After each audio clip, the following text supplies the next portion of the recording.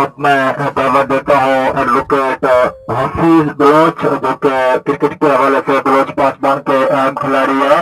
اور کافی senior player ہے، وہ اپنے خیالات کا اظہار کرے 14 اگست کے حوالے سے، اس اسٹیڈیم کے حوالے سے جس کو آج 15 سال مکمل ہو گئے ہیں، پاکستان ڈے کے حوالے سے اور کشمیر ڈے کے حوالے سے۔ اوور ٹو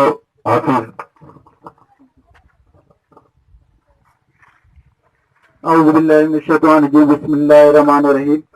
سب سے پہلے میں انتظامیہ کا بہت مشکور ہوں کہ وہ ہر سال ایک بہترین ٹورنامنٹ کا انعقاد کرتے ہیں، جو یہاں دور دور سے دوست یہاں کرکٹ کھیلنے کے لیے آتے ہیں، اور عید کے موقع پر وہ ٹرائبل ایریا کا وزٹ بھی کرتے ہیں، یہاں کے لوگوں سے ملتے ہیں، ان کے مسائل کا بھی ان کو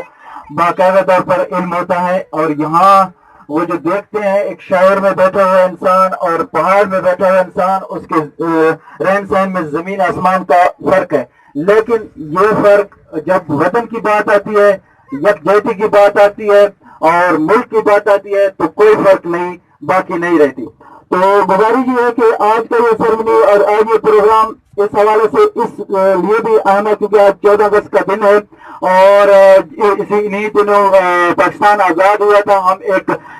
انگریز کے تسلط سے آزاد ہوئے تھے جب قائد اعظم علامہ اقبال اور سر سید احمد خان اور وہ سے دوسرے رہنماؤں نے یہ دیکھ لیا تھا کہ پاکستان کا بننا بہت ضروری ہے۔ علامہ اقبال کا خواب تھا اور باقی سارے مسلمانوں کی محنت تھی کہ ہم ہندوؤں کے ساتھ نہیں رہ سکتے، انگریز کی آزادی کے بعد دوبارہ پھر